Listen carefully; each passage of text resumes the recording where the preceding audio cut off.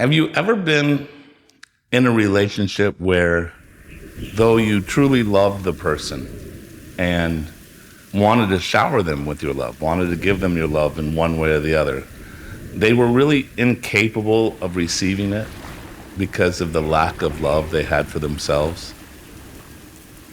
You are only capable of feeling the love of another person to the extent at which you love yourself. In other words, I could love you completely 100% with my heart. But if you only love yourself a little bit, that's all that you'll feel of my love.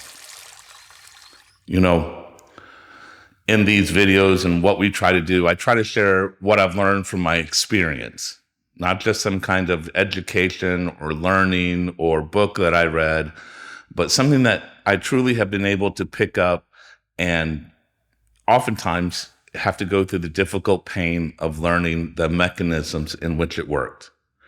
And as I've mentioned before in previous videos, crappy childhood, came out into adult as a broken man, and I could not feel the love that other people had for me because I had such a sense of inadequacy. I wasn't even aware of it. But there was just this sense of not loving myself. See, when you're a small person, a child, and you're in an abusive situation, you don't look at the adults around you and think something's wrong with them. You typically turn it in and you think something's wrong with you. I mean, if I had understood that hurt people, and the people that were hurting me had been hurt, I might be able to actually create a space inside myself that would, one, protected me, but allowed me to forgive them at the time as well.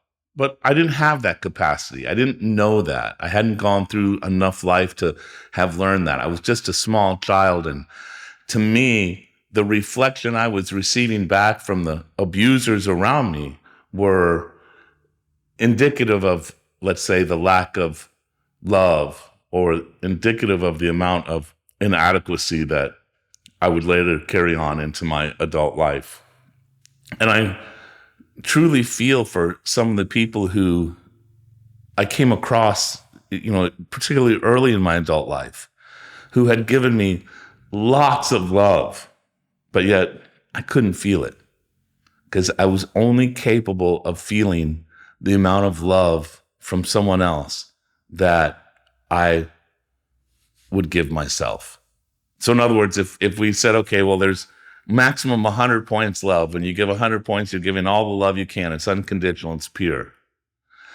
And since I could only give myself 10 points of love, even if someone else had given me, 50 points, 70 points, 100 points, all I would be able to feel is that 10 points. And unfortunately, those people oftentimes left the relationship with me feeling inadequate themselves, feeling as if they had failed somehow. And unfortunately, it wasn't their failure. It was my failure to be able to accept and receive the love that they had for me. Now, I share this because, particularly when you're young, you want to be loved. You want to have someone that's significant in your life. And you want to have someone that truly, truly appreciates who you are. And there's a good chance you've had these people in your life, but you weren't able to recognize them, particularly if you battle with feelings of inadequacy or you don't really have the self-love that is necessary to be able to feel someone else's love. And so this is a tough spot because how do you learn to love yourself? How do you learn to, let's say, rise above what you see as a shitty situation or as a situation that's difficult for you so that you can, again, learn to love yourself? In previous videos, we had talked about this idea of multiple eyes, that we have this sort of multiple faceted personality that has these different eyes, like I do this, I do that. And oftentimes the eyes aren't even really aware of each other. So I may set the alarm tonight to wake up early, to go running in the morning, to start to get some exercise in. But the me that wakes up to that alarm is thinking, what was I thinking? I'd rather sleep some more. Those are two different eyes. Very, very sort of crude example, but This is what's going on inside of us all the time, these multiple eyes. And personally, what I had to do was identify the eyes inside myself that didn't love myself. I identified the eyes that were children, stunted children, who'd become that way because of some type of abuse or some experience I had from my childhood. And when I finally was able to identify some of these eyes, there was a sabotage mat in there that I'd be doing really, really well. I'd be on top of my game. And of course, the script would execute. This is language they use in TNA. When you basically, I would then go into some type of self-destructive, self-sabotage mode. And this, of course, was a reflection of the lack of love I had for myself, but I couldn't see it at the time. But what I did was I identified this I inside of myself, this sabotage I, and I started to work specifically with it, the feelings that it had. Of course, it was difficult at first because I had to catch it. I had to recognize it. I had to create a space of awareness in myself that allowed me to see myself, a place of observation that allowed me to watch my actions without judgment. And as I created this place inside of myself, as I started to watch myself without judgment, I was able to see, let's say, the triggers or the cues that would make these different self-sabotaging eyes, or this one in particular I'm talking about, come to surface. And so the first thing I had to do to sort of get this I to reveal more to me is to express to it that I loved it, no matter what. It was obviously stunted. This I inside myself was obviously stunted because I could not offer it the love that it needed. It got sort of rejected, or it didn't get the love and the nurturing it needed as a child from parents or grandparents or authority figures, siblings, whoever it may have been. And the messages it got from those people were messages of unworth. And so this is how it operated. And it took me, maybe 18 months to 3 years to really get to know this side of myself, to understand what the feelings were that would trigger it or bring it into, let's say, reality. And I had to understand that this truly was just an aspect of myself. So in other words, I'd be doing things well. I'd be on a successful track. And then all of a sudden, I'd go out and get drunk one night. And I would get involved in that late night, self-destructive behavior of whatever it might be. And at first, I was very judgmental of myself over that. And I'd wake up the next morning and go, oh, you're such a piece of shit. Why did you do this? I would use this self-talk that was negative. And we're going to talk about in a couple of weeks how important self-talk is and the hypnotism. It's actually the most powerful form of hypnotism that is being used on you is the self-talk that you give yourself. And so you can only imagine if I was hypnotizing myself with self-talk, and the self-talk was this negative, you're a piece of shit self-talk. This is also what I would become further and further. So I had to observe this. I had to watch this sort of side of myself that would be negative and critical of myself. And I'd have to intervene. I'd have to go, no, it's okay. It's who you are. I love you for who you are, not for who you could be, not for who I want you to be, but I love you for who you are.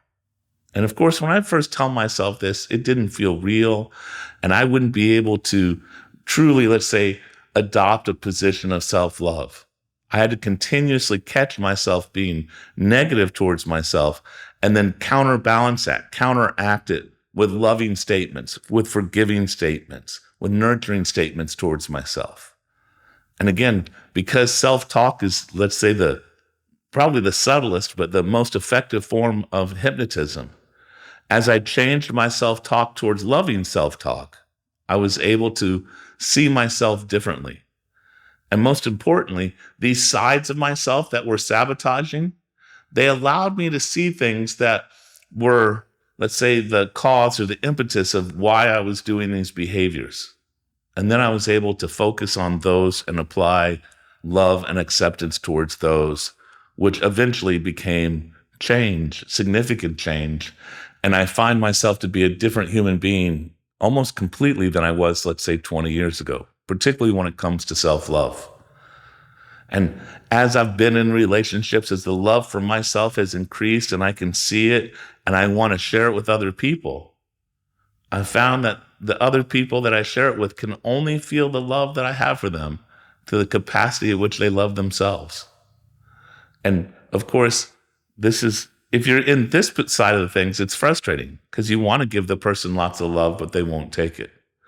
And of course, when I was on the other side, I didn't really see my own participation of lack of love of myself being the cause of me not being able to receive that love.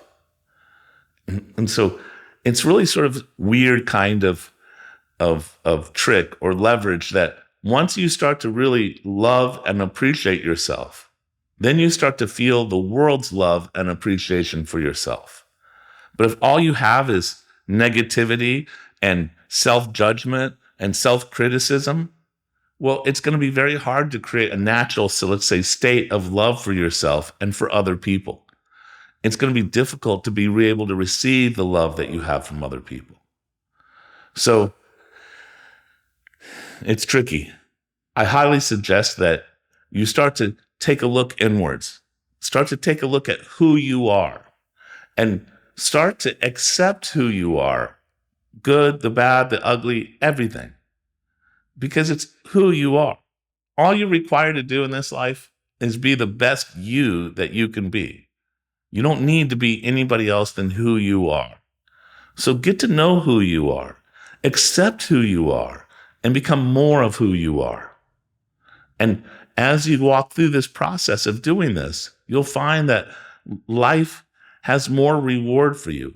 Life has much more to be grateful and appreciative of because you're able to receive what you weren't able to receive while you weren't loving yourself. Remember, we're all stuck in the matrix, and it's your job to find your way out. I hope what we share helps.